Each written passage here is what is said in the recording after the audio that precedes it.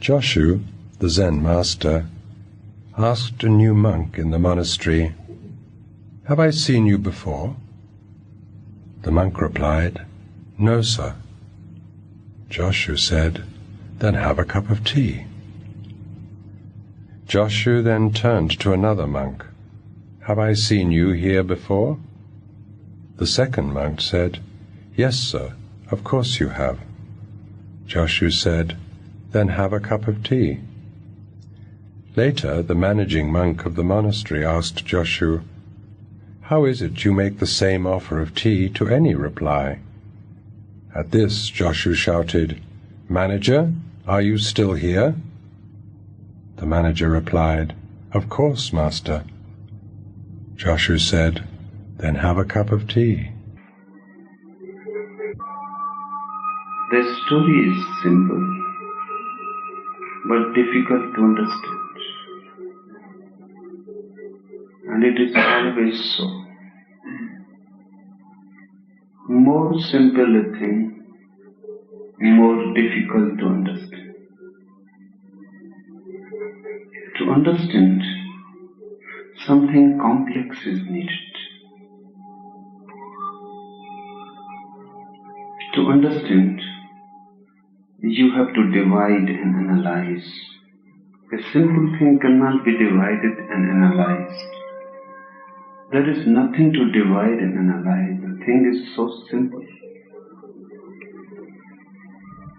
The simplest always escapes understanding. That's why God cannot be understood. That is the most simple, the absolute simple thing possible. The world can be understood. It is very complex. More complex a thing, the mind can work on it. When it is simple, there is nothing to grind. The mind cannot work. Logicians say that simple qualities are indefinable. For example, if somebody asks you, "What is yellow?" It is such a simple quality, the color yellow. How you will define it? You will say, "Yellow is yellow." But the man will say that I know. But what is the definition of yellow? If you say yellow is yellow, you are not defining. You are simply repeating the same thing again. It is a tautology. One of the most penetrating minds of this century, G. Moore, has written a book, Principia Ethica. The whole book consists in a very persistent effort to define what is good.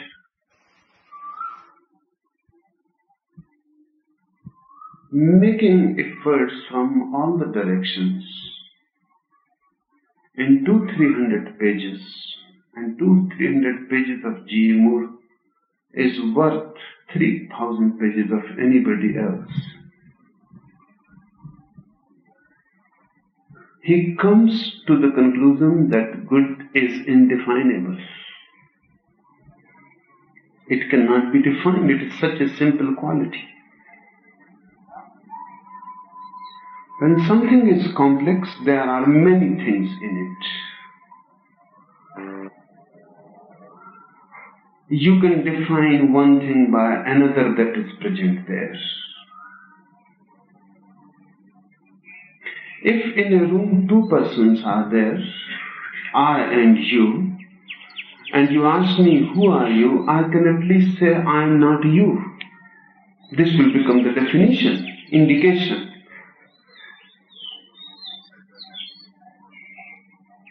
But if I am alone in the room and I ask the question to myself, "Who am I?" the question resounds, but there is no answer how to define it. That's why God has been missed.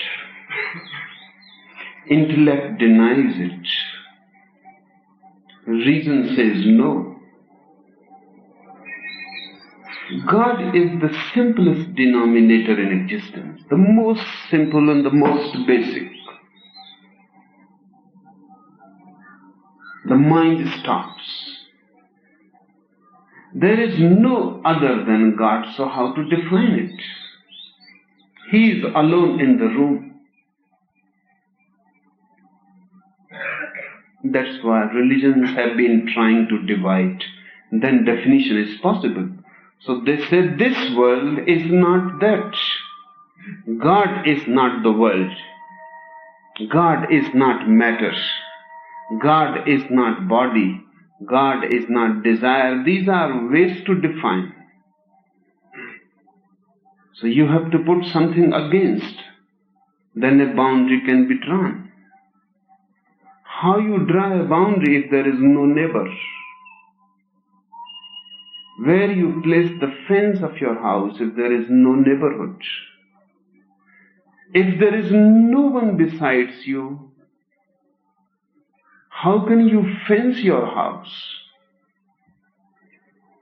Your house boundary consists in the presence of the neighbor, and God is alone. There is no neighbor to him. Where he begins, where he ends, nowhere. And how to define? Just to define, devil is created. God is not the devil. At least this much can be said. You may not be able to say what God is, but you can say what he is not. God is not the world. I was just reading one Christian theologian's book. He says God is everything except evil, but that too is enough to define. This much will draw a boundary, except evil. But he is not aware if God is everything, then from where this evil comes? It must be coming from everything. Otherwise there is some another source of existence except God. And that other source of existence becomes equivalent to God. And then evil can never be destroyed. It has its own source of existence. The evil is not dependent on God. How can God destroy it? And God will not destroy, because once evil is destroyed, God cannot be defined. He needs devil to be always there, just around him to define him.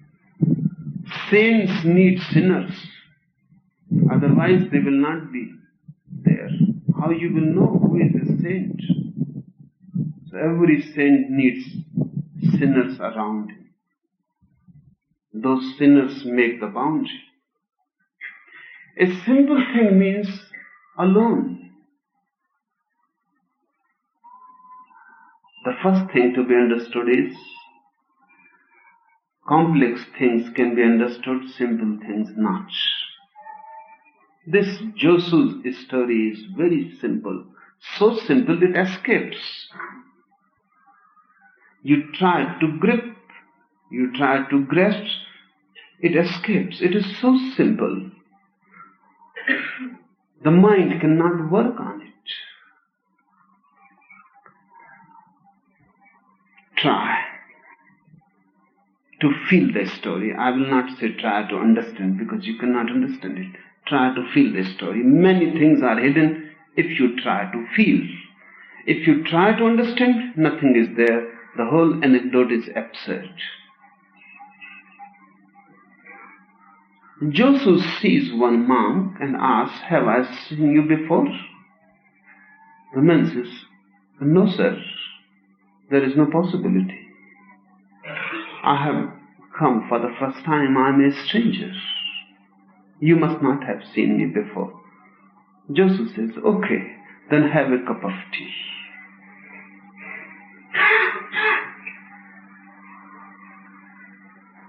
Then he asks another monk, "Have I seen you before?"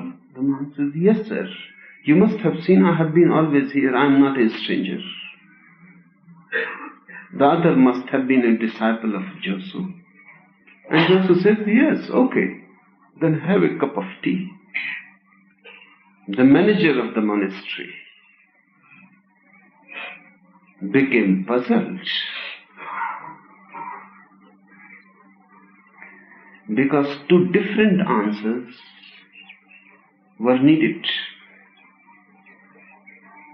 Because two different persons responding in different ways, but Josu responds in the similar way to the stranger and to the friend, to one who has come for the first time and to one who has been here always.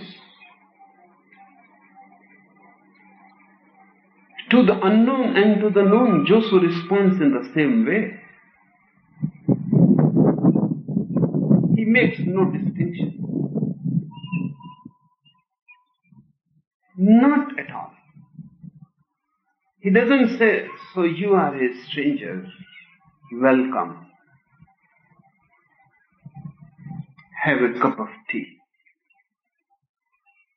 He doesn't say to the other, so you have been always here, so there is no need for a cup of tea. Or you have been always here, so no need to respond. Familiarity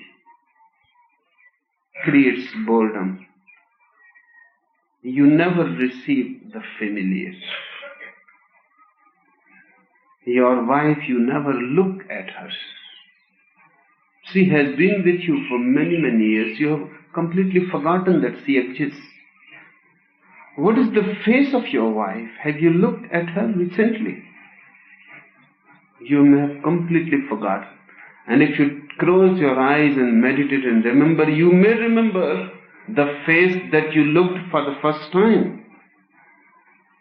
But your wife has been a flux, a river, constantly changing. The face has changed. Now she has become old. Now the river has been flowing and flowing. New banks have been reached. The body has changed. Have you looked at her recently? She is so familiar, there is no need to look. We look at something which is unfamiliar. We look at something which strikes you as strange. They say familiarity breeds contempt. It breeds boredom.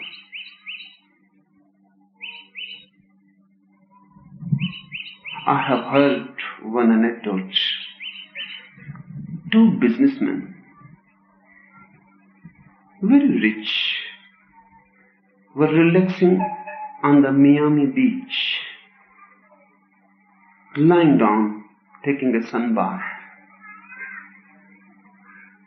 And the one said, I can never understand what people say, what people see in Elizabeth Taylor, the actress. I don't understand what people see, why they become so mad. What is there? You take her eyes away, you take her hairs away, you take her lips away, you take her figure. And what is left? What have you got? The other man grunted, became sad and replied, my wife. That is left. That's what has become of your wife, of your husband. Nothing is left. Familiarity. Everything has disappeared. Your wife is a ghost. Your husband is a ghost. With no figure, with no lips, with no eyes. Just an ugly phenomenon. This has not been always so. You had fallen in love with this woman once. But that woman is no more there. You don't look at her at all. Really, husbands and wives avoid looking at each other. I have been staying in many families and watching.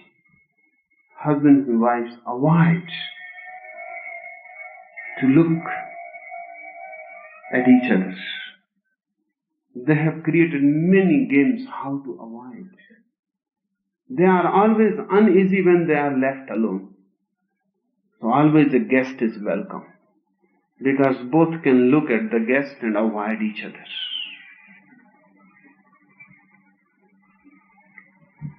This Josu seems to be absolutely different, behaving in the same way with a stranger and a friend.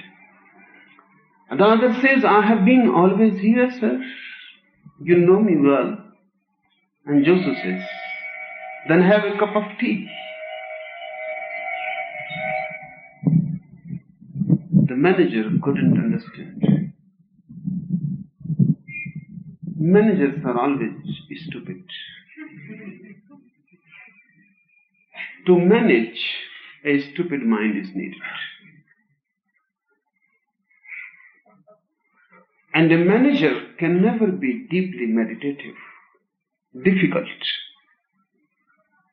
He has to be mathematical, calculating. He has to see the world and arrange accordingly. He became disturbed. What is this? What is happening? This looks illogical. It's okay to offer a cup of tea for a stranger, but to this disciple who has always been here. So he asked, why you respond in the same way to different persons, to different answers? And Josu called loudly, manager, are you here? And the manager says, yes, sir, I am here, of course. And he said, then have a cup of tea.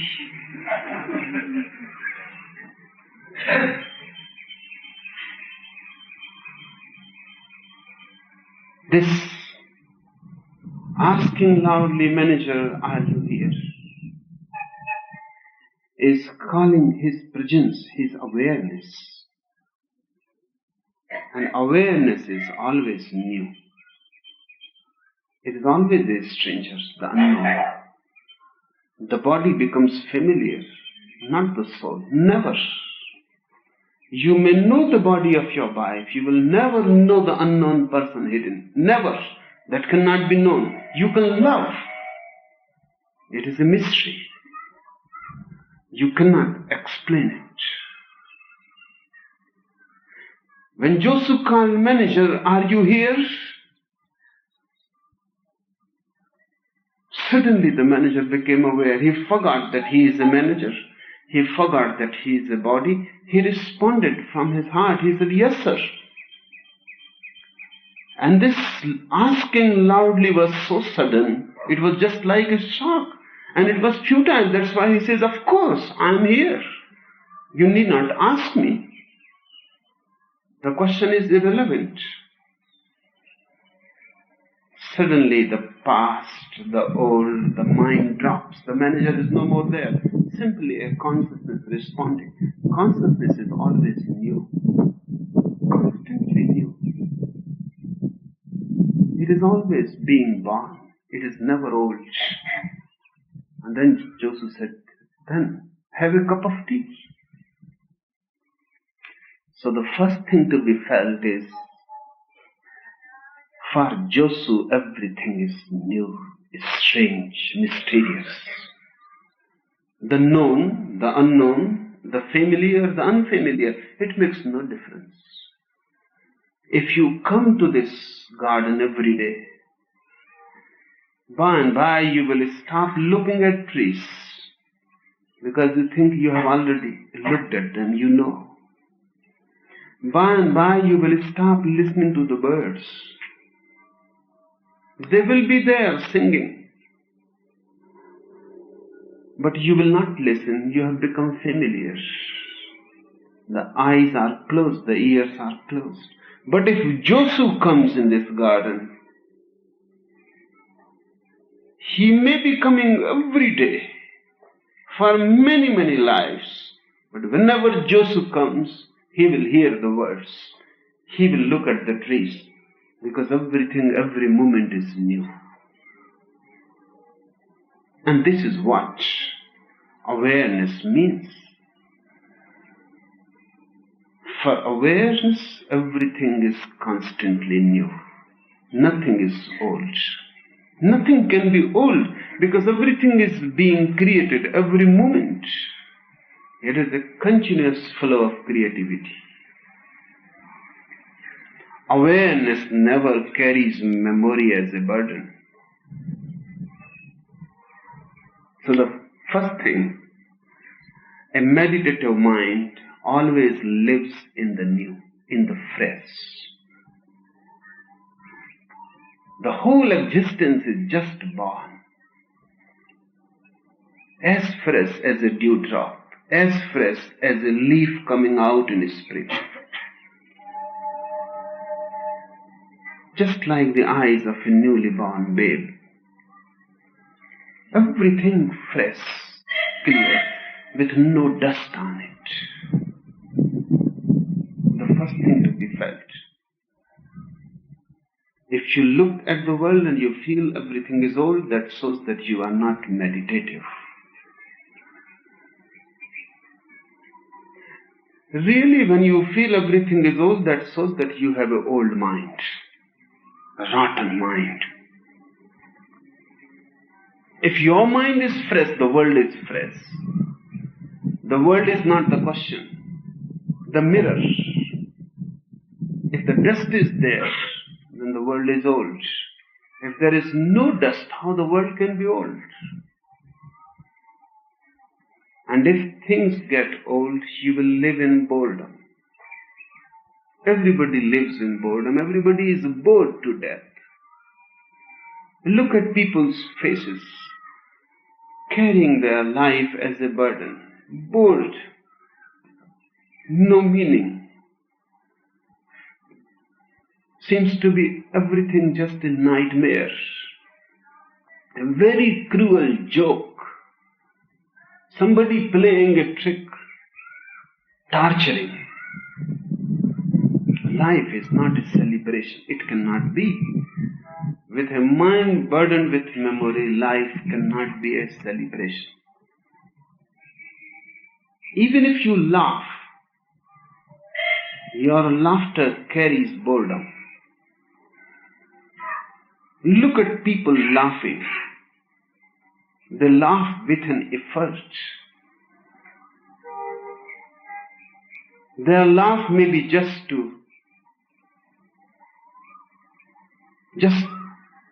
to be mannerly. Their laughter may be just an etiquette. I have heard one dignitary went to Africa to visit a community, a very old primitive community of Aboriginals.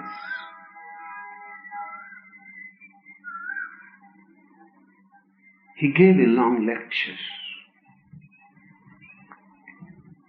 He told a very long anecdote, almost for half an hour. The anecdote continued. And then the interpreter stood, and he spoke only 4 words, and the primitives laughed heartily. The dignitary was puzzled, because he has been telling it for half an hour. How it can be translated in 4 words? It seems impossible, and people have understood. And they are laughing, a belly laugh. So he asked, puzzled, he asked the interpreter, you have done a miracle. You have spoken only 4 words. I don't know what you have said, but how you can translate so long a story? The interpreter said, a story too long. So I say, he says a joke, laugh.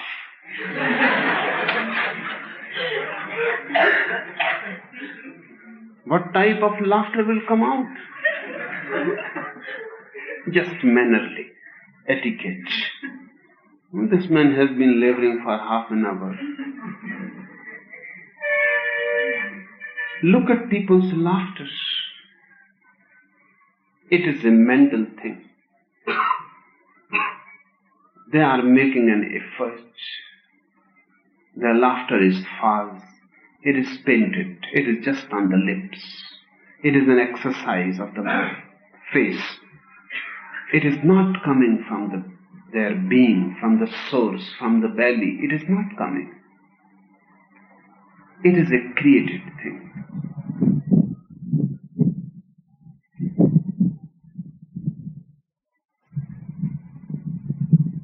It is obvious. We will be bored. And whatsoever we do will come out of this boredom and will create more boredom. You cannot celebrate. Celebration is possible only when existence is a continuous newness. When existence is always young. When nothing goes old. When nothing really dies, because everything is constantly reborn. Then it becomes a dance. Then it is an inner music flowing. Whether you play on an instrument or not, that is not the point. The music is flowing. I have heard it happened in Ajmer. You must have heard about one Sufi mystic whose dargah is in Ajmer, Muhyiddin Chisti.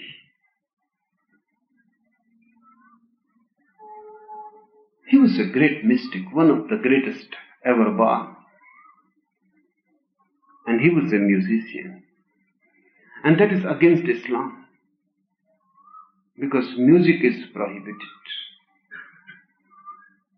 And he played on sitar and on other instruments, and he was a great musician. He enjoyed. Really, 5 times every day, when a Mohammedan is required to pray, the 5 ritual prayers, he won't pray. He will simply play on his instrument. That was his prayer.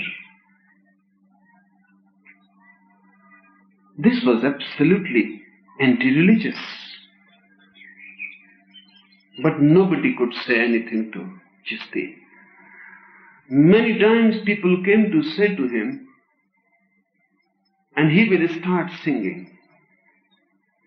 And the song was so beautiful, they will forget completely for what they had come. And he will start playing on his instrument.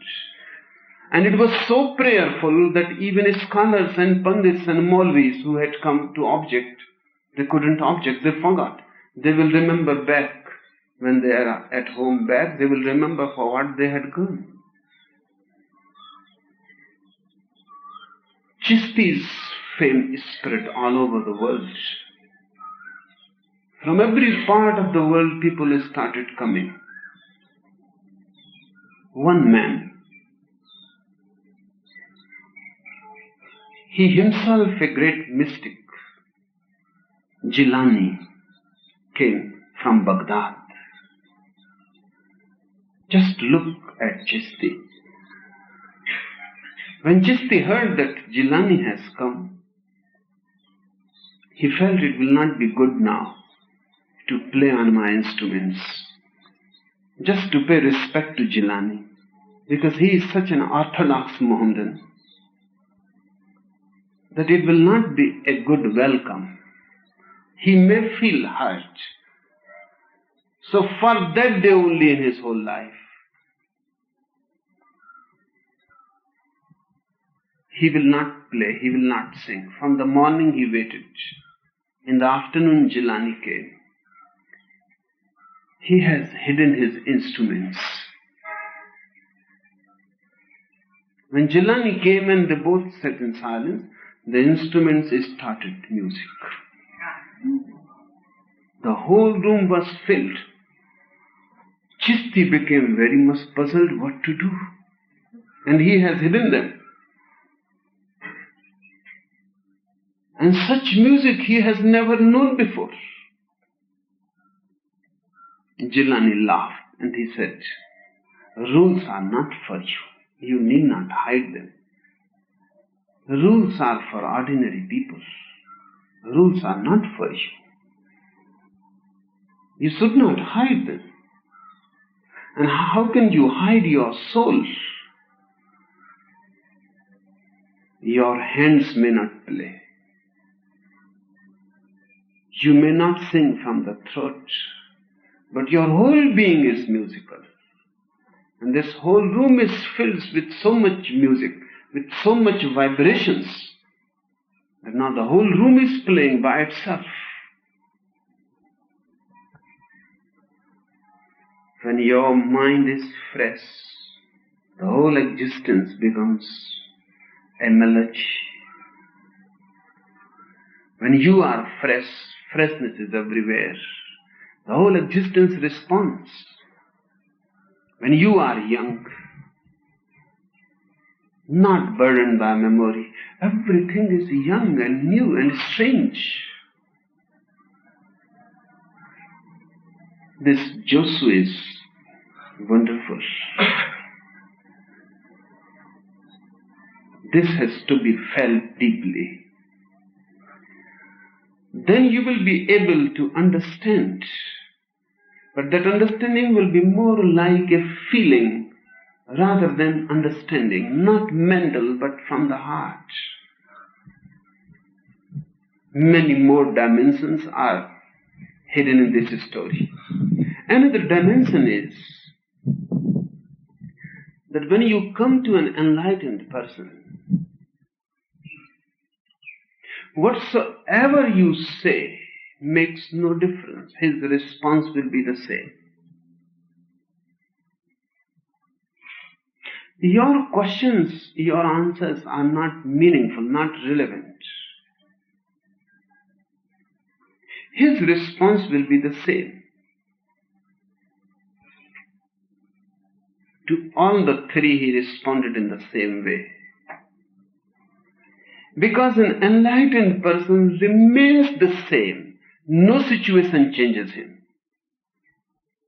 Situation is not relevant.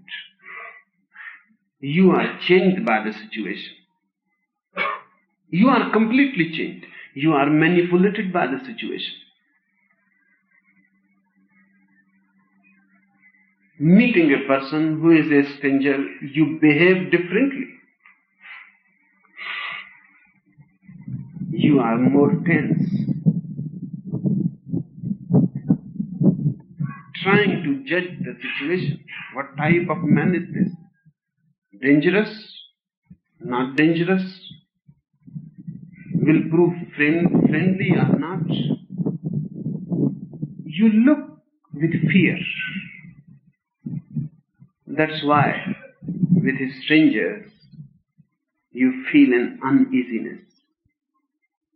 If you are traveling in a train, the first thing you will see, passengers ask each other what they do, what is their religion, where they are going.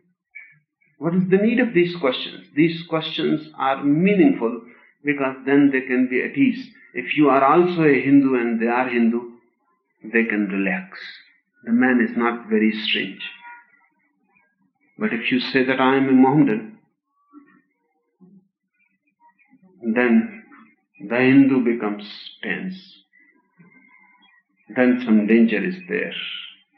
Some stranger is there. He will make a little space between you and him.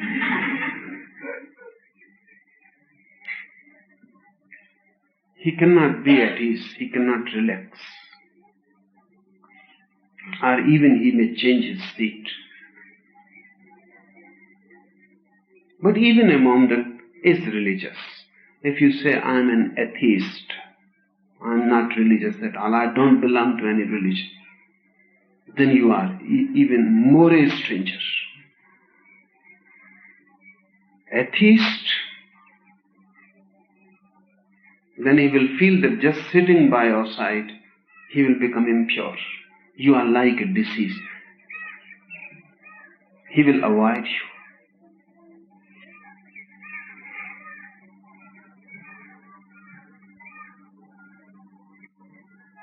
People start asking questions Not that they are very much curious about you. No.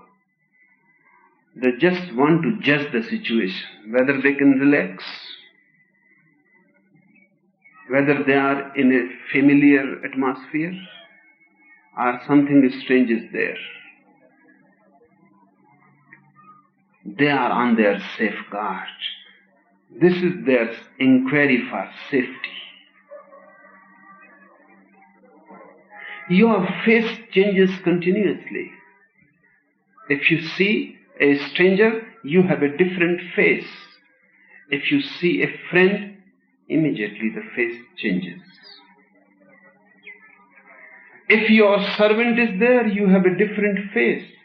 If your master is there, you have a different face. You continuously change your mask because you depend on the situation. You don't have a soul. You are not integrated. Things around you change you. That is not the case with a Josu.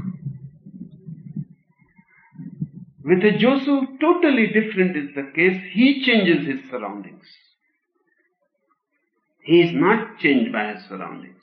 Whatsoever happens around is irrelevant. His face remains the same. There is no need to change the mask.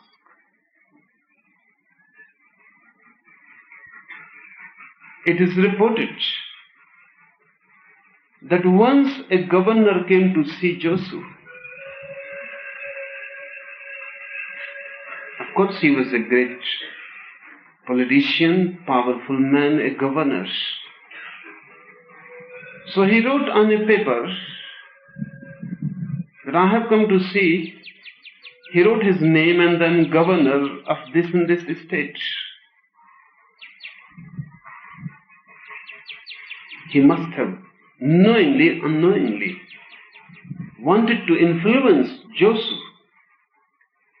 Josu looked at the paper, threw it, and said to the man who has brought the message that tell that I don't want to see this fellow at all. Throw him out.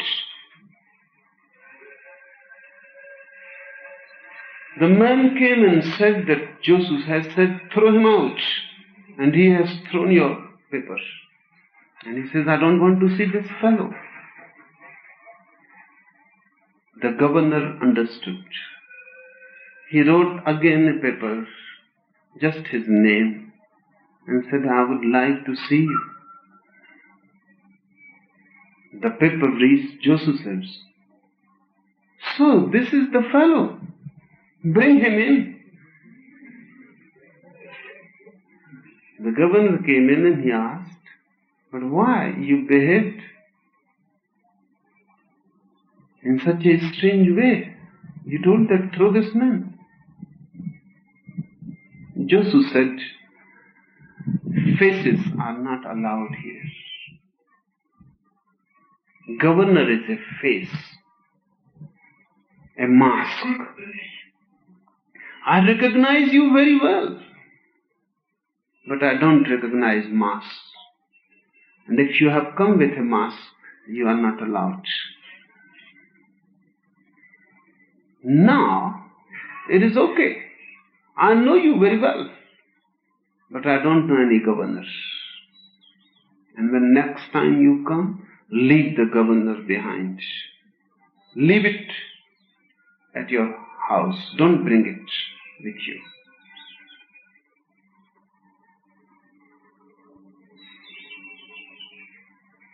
We almost continuously using faces. Immediately we change. If we see changes in the situation, we change immediately. As if we have got no integrated soul, no crystallized soul. For Josu, everything is the same. This stranger, this friend, a disciple, this manager. But his response, have a cup of tea.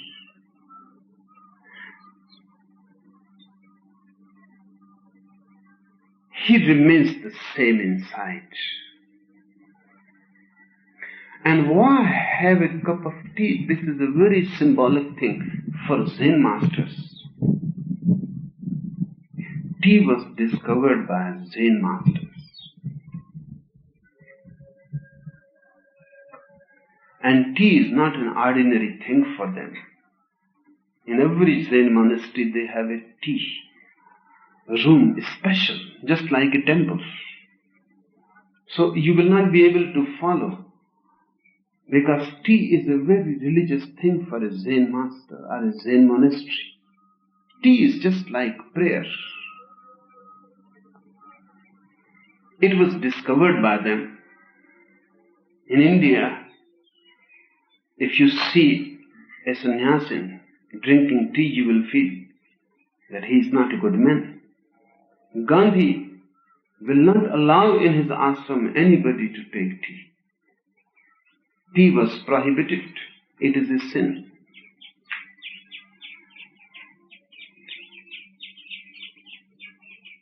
Nobody was allowed to take tea. If Gandhi read this story, he would be hurt. An enlightened person, Josu, asking people, inviting people to have tea. But Zen has a different attitude about tea. The very name comes from a Chinese monastery, Ta. There, for the first time, they discovered, and they found that tea helps meditation, because tea makes you more alert. It gives you a certain awareness. That's why if you take tea, it will be difficult for you to go to sleep immediately. So they found tea helps awareness, alertness. So in a Zen monastery, tea is part of meditation, one thing. And what Josu can offer more than awareness. So when he says, have a cup of tea, he is saying, have a cup of awareness. Tea is very symbolic for them. And he says, have a cup of awareness. And that's all that enlightenment can do. If you come to me, what can I offer to you? I have nothing else than a cup of tea.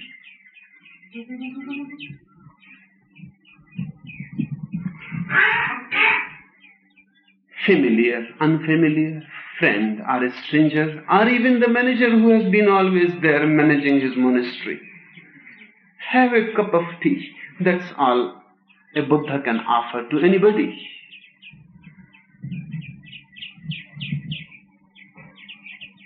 But there is nothing more valuable than that. In Zen monasteries, they have a tea room. It is like a temple, the most sacred place.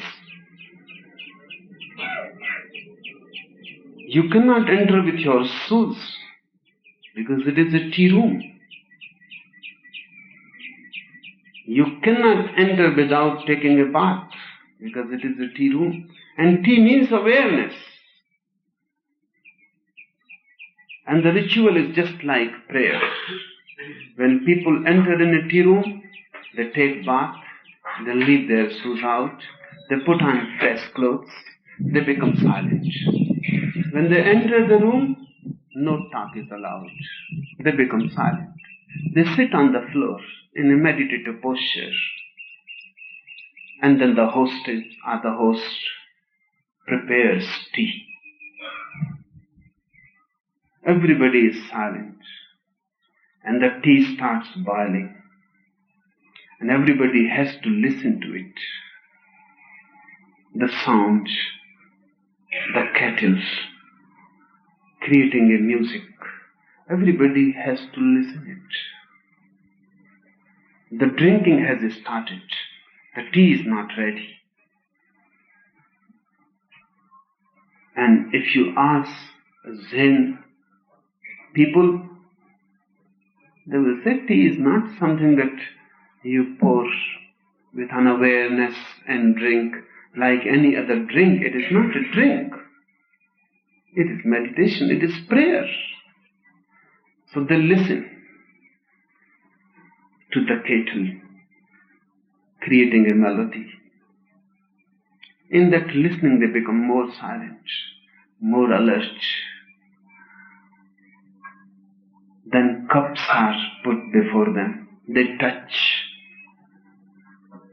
Those cups are not ordinary. Every monastery has its own unique cups.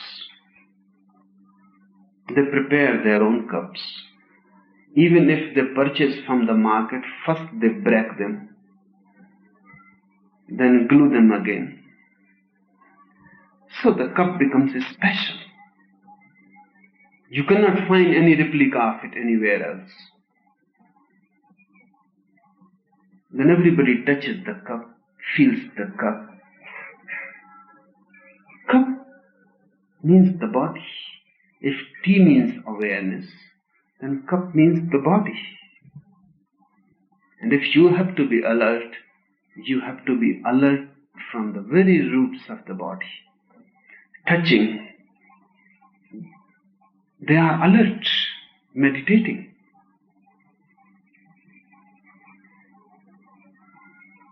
Then the tea is poured, the aroma comes, they smell. And this takes a long time, 1 hour, 2 hours. So it is not just within a minute you have drunk the tea, thrown the cup and gone away.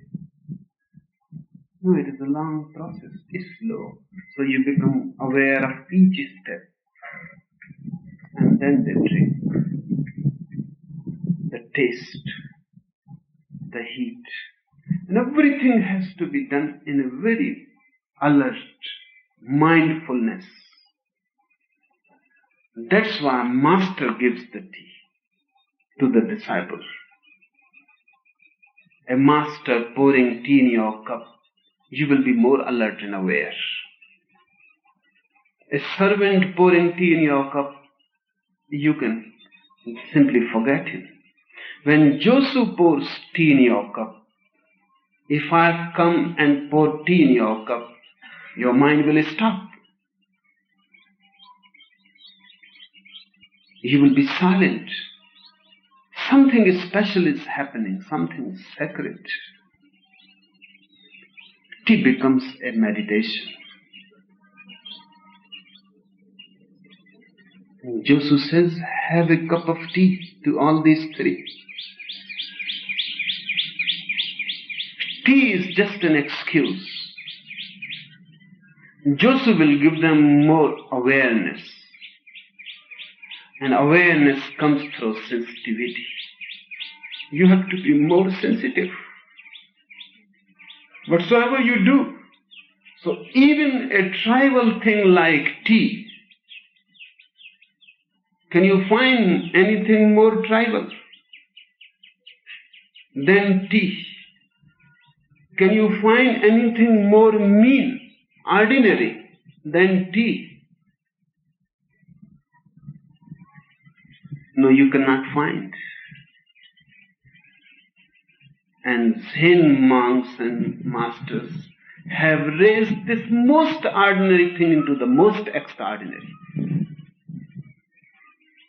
They have bridged this and that, as if tea and God become one. And unless tea becomes divine, you will not be divine.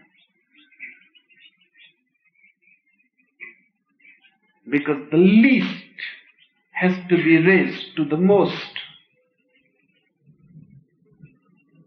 The ordinary has to be raised to the extraordinary.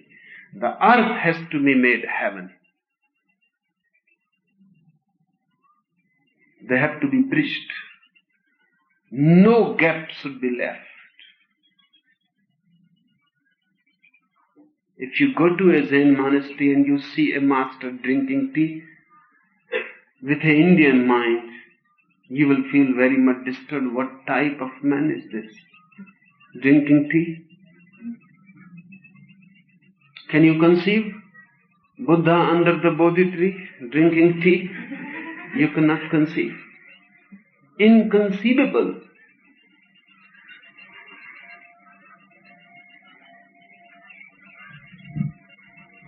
The Indian mind has been talking about non-duality but has created much duality.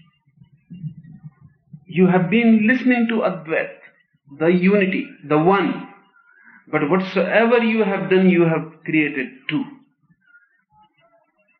And you have created such a gap between the two that they look unbridgeable. Because of this, Sankara has to talk about Maya and illusion. You have created such a gap between this world and that world, they cannot be bridged. So what to do? So Sankara says, this world is illusory, you need not bridge. This world is not. That's the only way. How to come to one? You have to deny the other so completely. But denial won't help. Even if you say this world is illusory, it is there. And why you insist so much it is illusory if it is really not there? What is the problem? Why Sankara goes his whole life teaching people that this world is illusory? Nobody bothers if it is illusory. If Sankara knows it is illusory, then why bother about it? Seems there some problem is there. It cannot be bridged, so only way is to drop it completely from consciousness. Say it is not there, so only one remains. We have only one way to come to the one, to deny the other. And Zen has another way to bridge. And I think that is more beautiful. To bridge. No need to deny the other, and you cannot deny. Even in denial you will assert. If I say this world doesn't exist, I have to indicate to this world, which is nowhere. So what you are indicating? What you are pointing with your finger if there is nothing? Then you are foolish. This world exists. And if I say it is illusory, it is only an interpretation.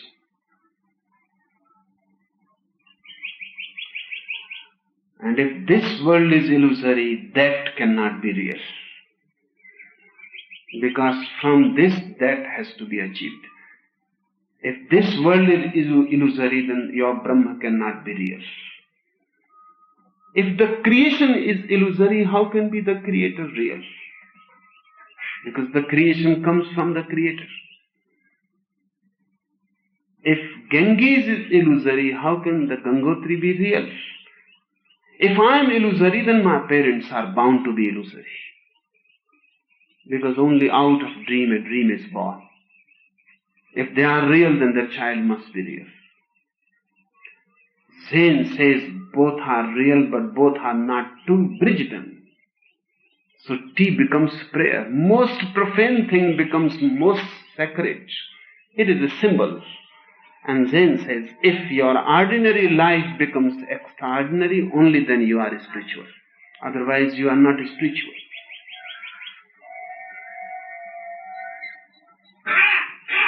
In the ordinariness, the extraordinary has to be found. In the familiar, the strange. In the known, the unknown. In the near, the far. In this, that. So Josu says, come and have a cup of tea.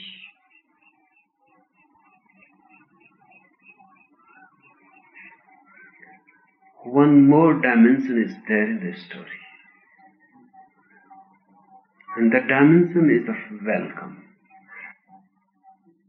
Everybody is welcome. Who you are is not relevant. You are welcome. At the gate of an enlightened master, at the gate of a Josu or Buddha, Everybody is enlightened. Everybody is welcome. The door is in a sense open.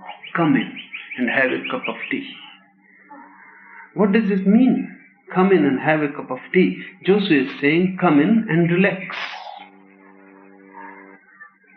If you go to other so-called masters, so-called monks and sannyasis, you will become more tense. You cannot relax. Go to a sannyasi. You become more tense. You become more afraid.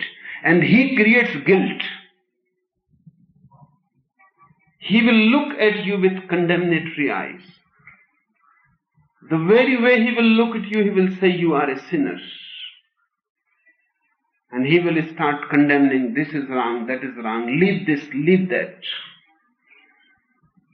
This is not the way of a really enlightened person. He will make you feel relaxed. There is a Chinese saying that if you reach to a really great man, you will feel relaxed with him. If you reach to a false great man, he will create tension within you.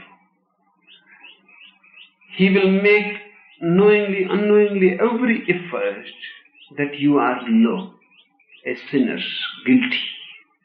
He is high, above, transcendental.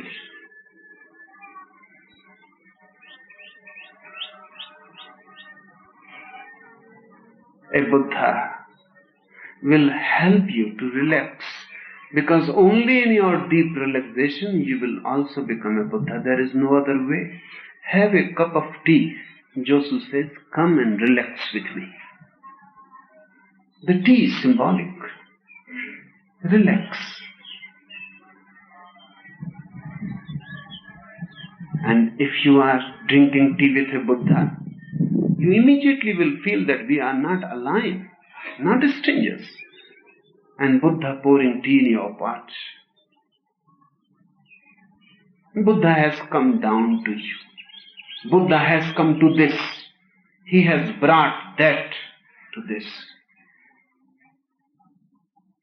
Christians, Jews cannot conceive. Mohammedans cannot conceive. If you knock at the gate of heaven, can you conceive God coming in and telling you, come, have a cup of tea? Looks so profane. God will be sitting on his throne, looking at you with his 1,000 eyes, looking at every nook and corner of your being, how many sins you have committed. Judgment will be there. This Josu is non-judgmentary. He does not judge you. He simply accepts. Whatsoever you say, he accepts and says, come and relax with me. Relaxation is the point. And if you can relax with an enlightened person, his enlightenment will start penetrating you. Because when you are relaxed, you become porous. When you are tense, you are closed. When you relax, he will enter.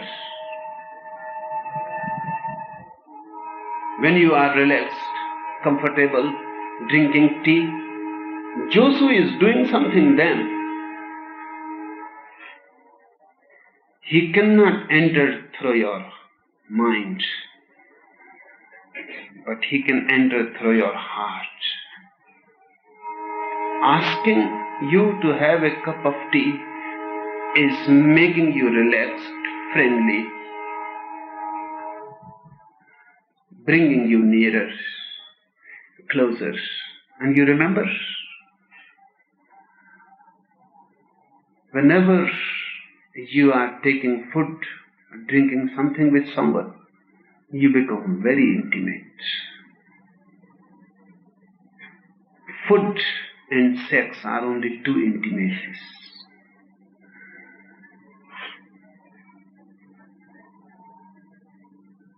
In sex you are intimate.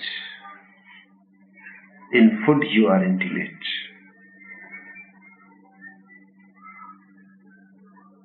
And food is more basic an intimacy than sex. Because a child is born, the first thing he will receive from the mother will be food. Sex will come later on when he will become mature sexually, 14, 15 years afterwards. The first thing you have received in this world is food. And that food was a drink. So the first intimacy known in this world is between a mother and a child. Joshua is saying, come, have a cup of tea. Let me become your mother. Let me give you a drink. And a master is a mother. I insist that a master is a mother, a master is not a father. And Christians are wrong when they call their priest fathers. Because father is a very unnatural thing. A societal phenomenon. Father doesn't exist anywhere in nature except human society. It is a created thing, a cultured thing. Mother is natural. It exists without any culture, education, society. It is there in nature. Even trees have mothers. And you may not have heard that not only your mother gives you life, even a tree. They have been experimenting in England. There is a special lab, Delaware. They have been experimenting about plants. And they have come to discover a very mysterious phenomenon. If a seed is thrown in the soil and the mother is near, from where the seed has been taken, it sprouts sooner. If the mother is not near, it takes longer time. And if the mother has been destroyed, cut, then it takes very long time for the seed to sprout. The presence of the mother, even for a seed, is helpful. A master is a mother. He is not a father. With father you are related only intellectually. With mother, your relation is total. You have been part of your mother. You belong to him totally. The same is the case with a master in a reverse order. You have come out of mother, you will go in the master. It is a returning back to the source. So Zen masters always invite you for a drink. They are saying in a symbolic way, come and become a child to me. Let me become your mother. Let me become your second womb. Enter me. I will give you a rebirth. Food is intimacy.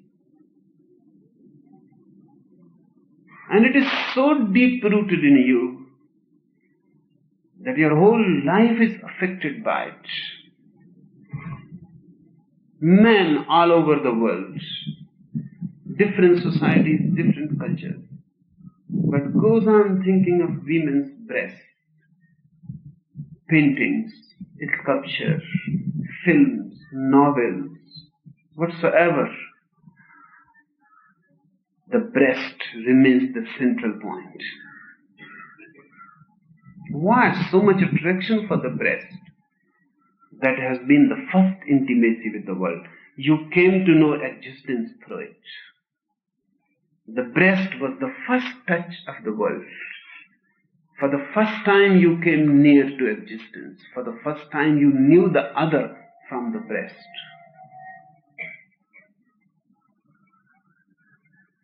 That's why so much attraction for breast.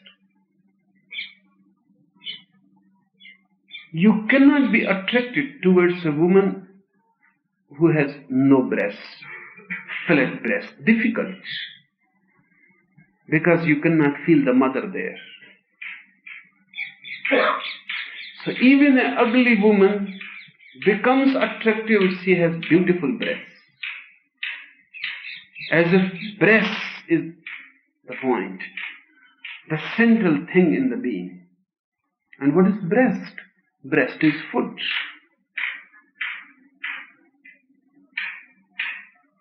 Sex comes later. Food comes first.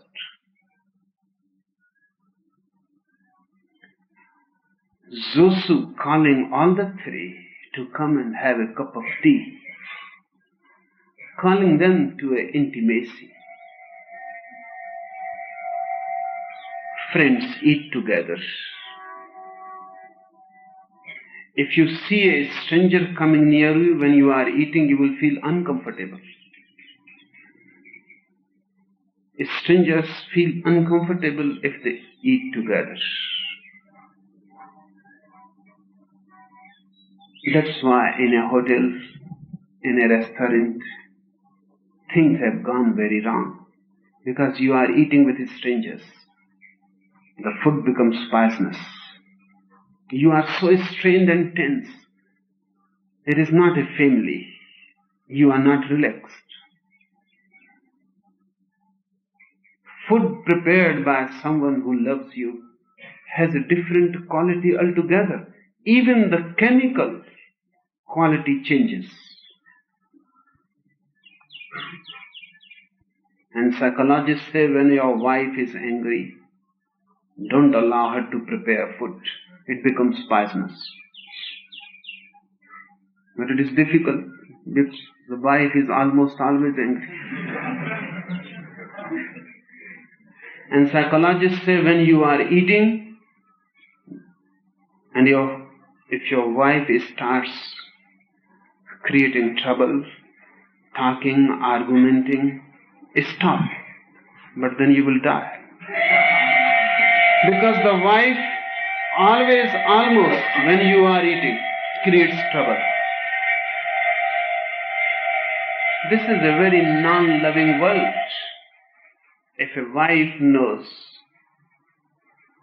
if she has a small understanding, the worst time to create any conflict is while the husband is taking food.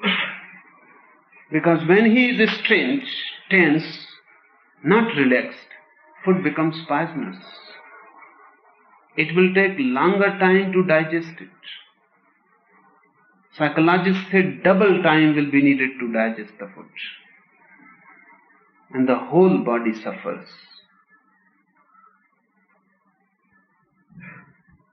Food is intimacy. It is love.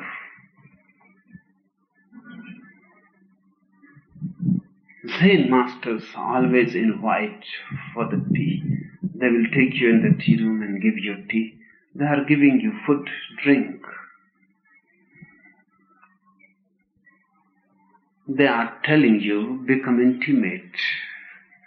Don't stand so far away. Come near.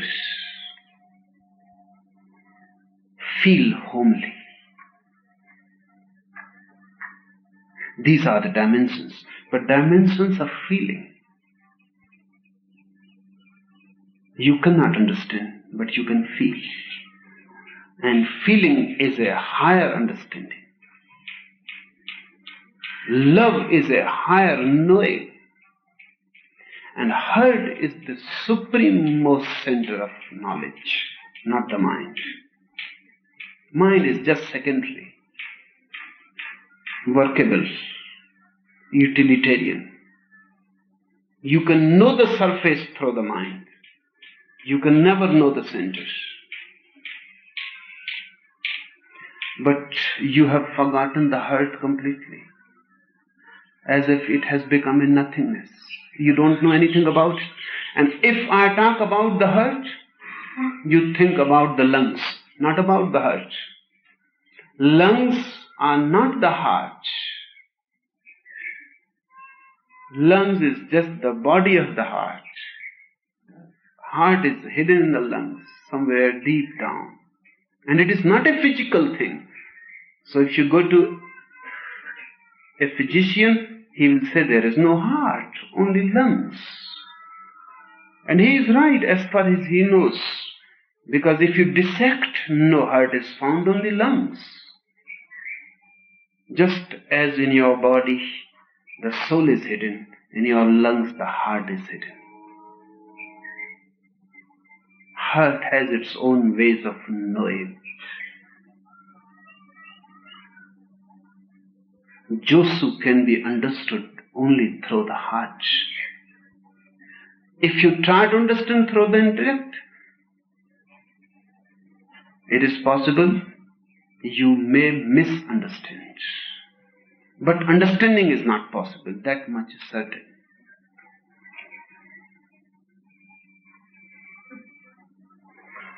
Anything more? I feel I want to be close to you, but at the same time I want to run as far away from you as I can. I don't understand this fear, since I'm not aware of a feeling like this about anyone else. It's natural. It is not something exceptional. Whenever you have a feeling to be closer to a man like me, the fear will come. Because to be close to me means to be dead. To be close to me means losing yourself. The same fear that grips a river when it comes to the ocean. The banks will be lost. The river will be lost. And every river tries to go back, but there is no way. If you feel a deep urge to come closer to me, there is no way now to escape. You may try, but you will be a failure. Others have tried, others will go on trying. If you have a deep urge to come closer to me, you will have to come. Only you can delay it. By escaping, struggling, you can delay it. You can postpone it, that's all. Because the deep urge is coming from your very being. Fear is only in the mind. The urge is coming from the deepest core of your being, to be closer. But the fear comes in the mind because closeness means death. To be close to a master is death. Your ego will have to go. The ego thinks, it starts thinking that I must escape before something happens.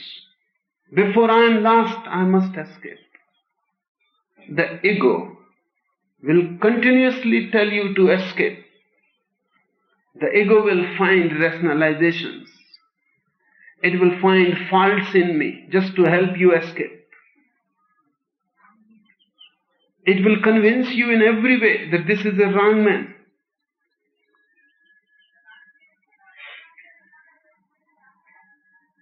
Love is death-like. And no love is so death-like as loving a master. If you love a woman, you can dominate her. That's why lovers go on playing politics with each other, dominating, possessing. The fear is there. If you don't dominate, you will be lost and the other will dominate. So they continuously fight. Husbands and wives, lovers go on fighting. The fight is for existence, to survive. The fear is there, I may be lost in the other. But when you come to a master, you cannot dominate him.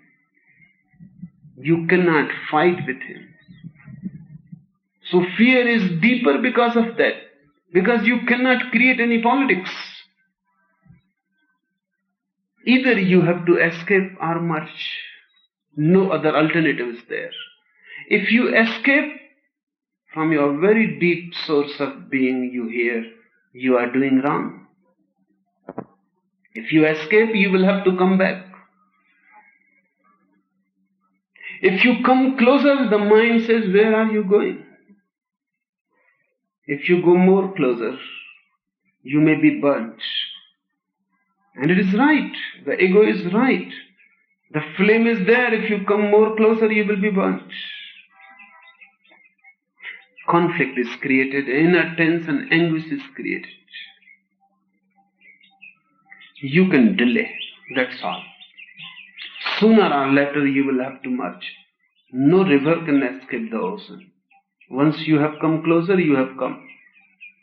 There is no way to go back.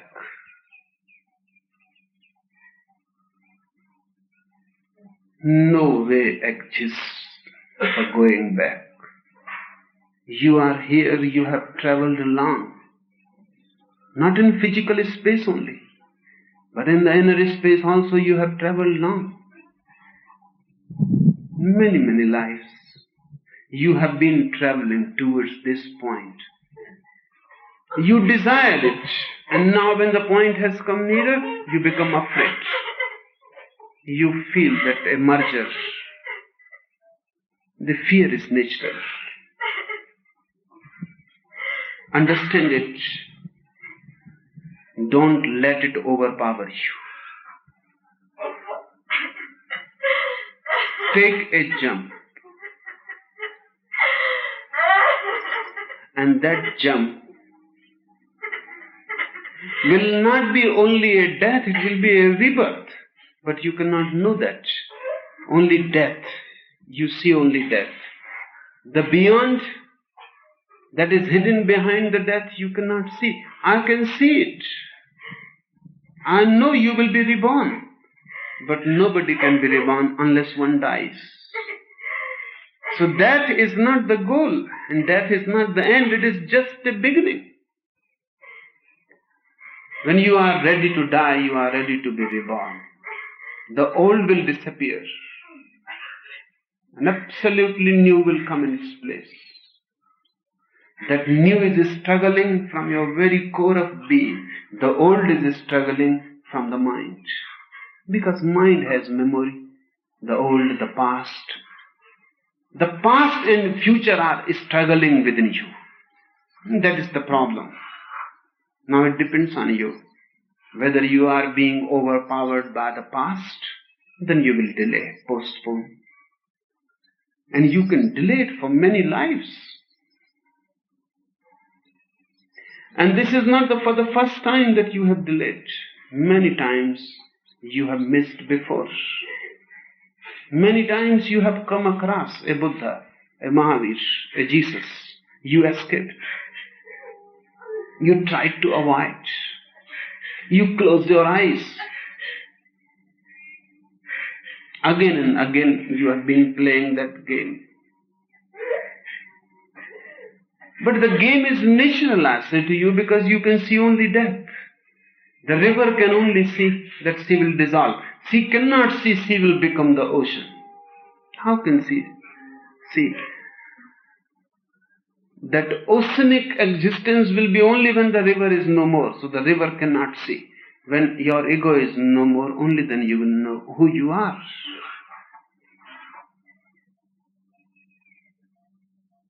Don't allow the fear to overpower you. Allow love to overpower you.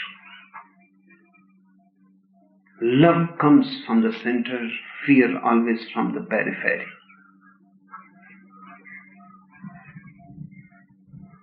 Don't allow this periphery to be so dominant.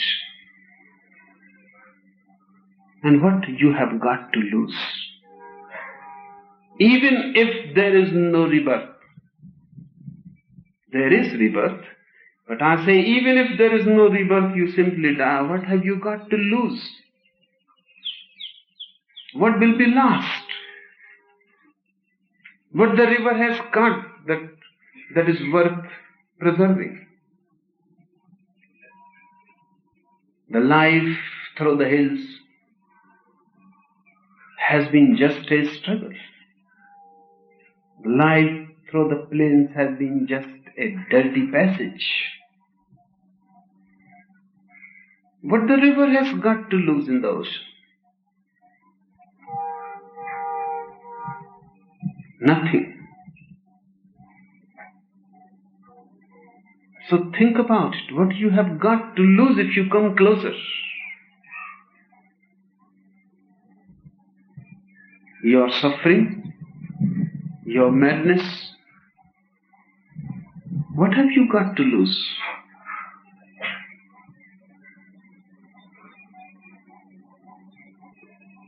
There is nothing to lose.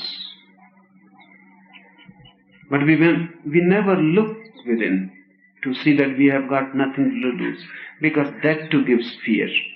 So we like to think that much we have got to lose. A treasure is there. And you have never looked, there is no treasure. The house is empty. There has been never anything. But you are so afraid you never look, because you know that there is nothing. So even a beggar dreams that he is an emperor. In dreams he becomes an emperor. Enjoys. And then he is afraid if the kingdom is lost. But there has never been any kingdom. You have come to me because there has never been any kingdom. You have nothing to lose. And now you become afraid. See at the tricks of the mind, the deceptions of the mind. Look into them. A man entered a pet shop. He looked around and he asked the shopkeeper how much that big dog will cost. A very ferocious looking Alsatian. How much the dog will cost? The man said 500 rupees. That was too much for him. So logically, he said, and how much this small fellow will cost? Another dog of a smaller size. The man says 1,000 rupees. He tried still. Then he said, and how much this tiny one? A very small dog. The man said 2,000 rupees. The man became very much puzzled and disturbed, and then he asked, how much it will cost if I don't purchase anything?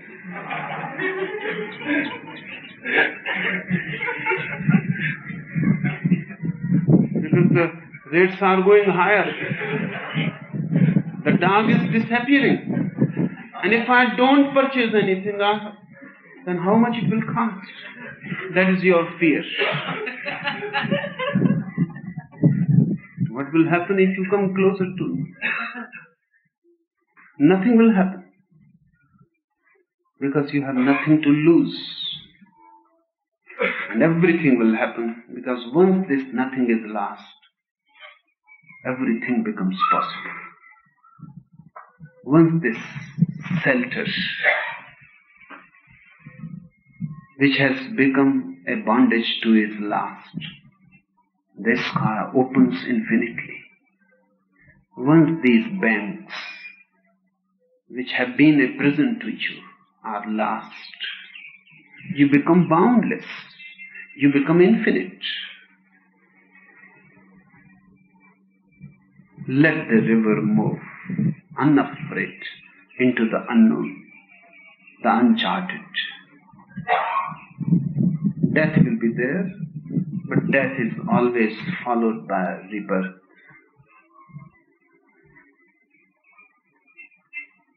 Die and reborn. Lose yourself and find. Fear comes from your mind. Love comes from your heart. Listen to the heart.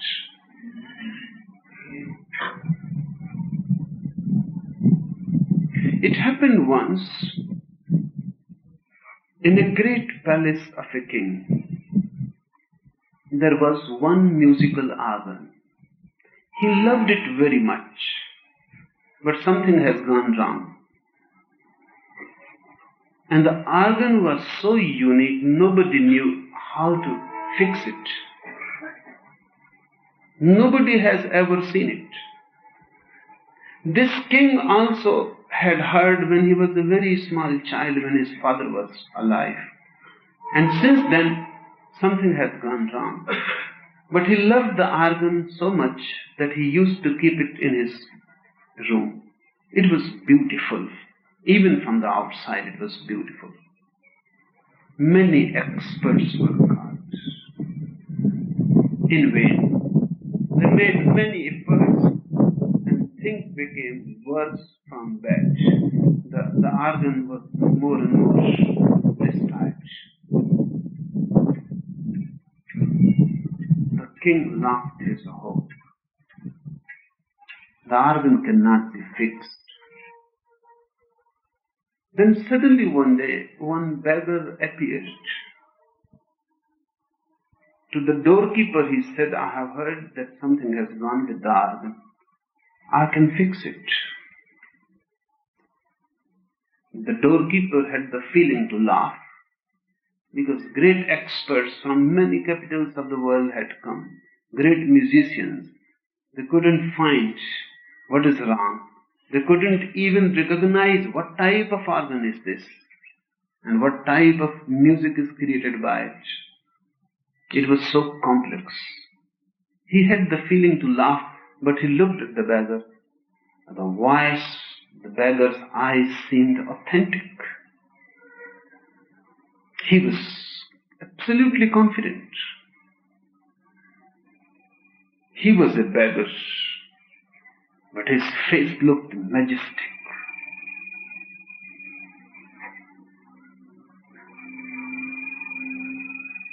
The mind was saying that it will be again a wastage. But the heart said, this man seems so confident. What is wrong if he tries? So he took him to the king. Looking at the beggar, the king laughed and he said, are you mad? Every type of expert has tried and failed.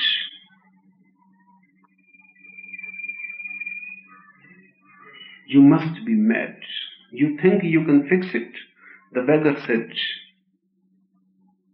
nothing more. No more harm can be done. The organ is already out of order, absolutely. I cannot harm it anymore.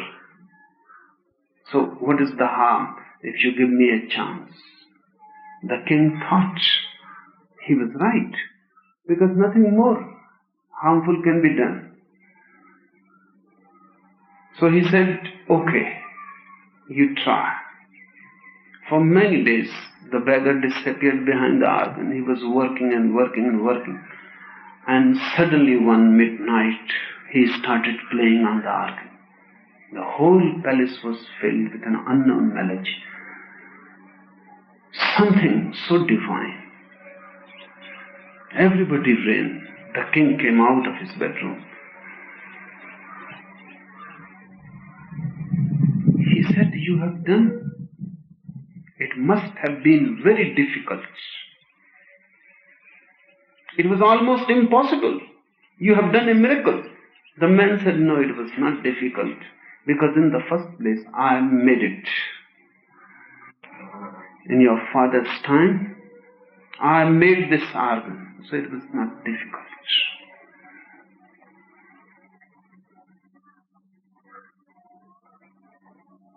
If you are ready, just for one thing, no more harm can be done to you. You are already harmed. I cannot harm you anymore. This much is certain. And look at my eyes and feel my voice.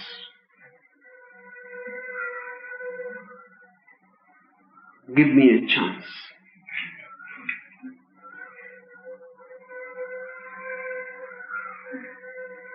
And it is not difficult, I say to you.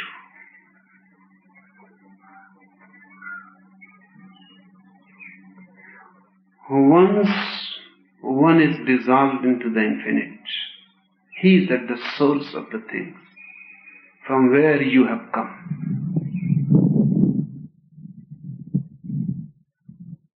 I am not there.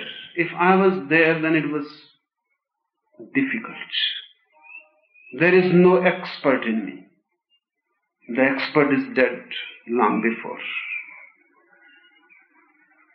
The ego is the expert. I don't know anything.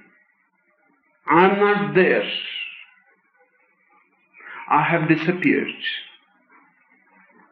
The ocean exists. God exists, not I. In the first place, you are closer to something from where you have come.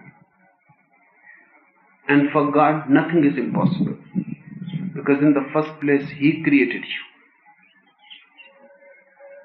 And I am not there, otherwise it would have been a very difficult thing. And if I am there, then I will harm you.